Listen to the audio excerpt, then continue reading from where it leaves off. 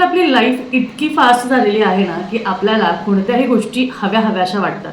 त्यामुळे मग घरात कोणतीही वस्तू असू दे, कोणतीही गोष्ट असू दे, दागिने असू दे, घरातल्या इक्विपमेंट्स किंवा अप्लायन्सेस असू दे किंवा बाहेर टूरला जाणे, कोणत्याही गोष्टीसाठी आपण छोटं मोठं हे कर्ज घेतच असतो. कधी साधं आपण छोट्याशा गोष्टीसाठी हजारोंचं कर्ज घेतलं, कधी लाखोंचं कर्ज घेतलं, तर कधी करोडोंचं कर्ज घेतलं.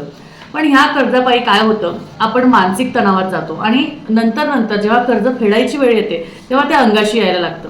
पण तुम्हाला जर का असं होत असेल की तुमचं कर्जच फिटत नाहीये, भरपूर कष्ट करतायत, कष्टाला पर्याय नाही बरं का, भरपूर कष्ट करतायत पण नशिबाची साथ नाहीये, कुठेतरी तुम्हाला अडचणी येत आहेत, कर्ज फेडण्याकरिता भरपूर प्रॉब्लेम्स येत आहेत, पैसे जमावता येत नाहीये, अशा वेळेस तुम्हाला एक साधा सोपा उपाय हा 8 शनिवारपासून तुम्हाला करायचा, म्हणजे 8 शनिवारी करायचा. ह्या येत्या शनिवारपासून केला तरीही चालेल, कोणताही शनिवार, म्हणजे जेव्हा तुम्ही हा व्हिडिओ बघताय तेव्हापासून जर का पुढचे 8 शनिवार केलं न खंडित करता, म्हणजे खंडन होता कामा नाही, कंटिन्यू 8 शनिवार करायचं. तर करायचं काय आहे, खोबरं घ्यायचं आहे, अखंड खोबरं घ्यायचं आहे. जेव्हा आपण दुकानातनं आणतो तेव्हा ते कापून देतात, तर आपण कापायचं नाही, घरी येऊन कापायचं, त्याला वरती अगदी थोडंसं कापायचं. त्यामध्ये तुम्हाला भरून थोडंसं अर्ध पीठ भरायचं आहे, गव्हाचं पीठ भरायचं आहे. त्यामध्ये थोडी साखर टाकायची आहे, त्यामध्ये पांढरे तीळ, काळे तीळ, त्याचबरोबर पिवळी मोहरी आणि काळे उडीद तुम्हाला त्यामध्ये टाकायचे आहे.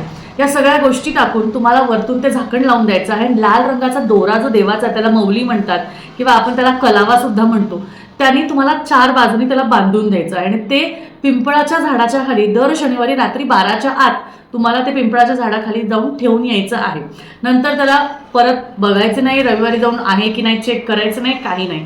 अशा पद्धतीने कंटिन्यू 8 शनिवार करा, तुमचं कर्ज हे फेडल्या जाईल. पण कष्टाला पर्याय नाही, त्यामध्ये सुद्धा जरी तुमचं कर्ज फेडल्या गेलं तरी सुद्धा तुम्हाला 8 शनिवार हे पूर्ण करायचेच आहेत. तुम्ही असं म्हणाल आता माझं 2-3 ह्याच्यामध्ये झालं तर आता मी करणार नाही, असं नाही, तुम्हाला ते पूर्ण करायचं आहे. हा उपाय आहे, साधा सोपा आहे आणि त्यातल्या त्यात आपल्या मागील ज्या काही इडापिडा असतात त्या निघून जाण्यासाठी हा उपाय आहे.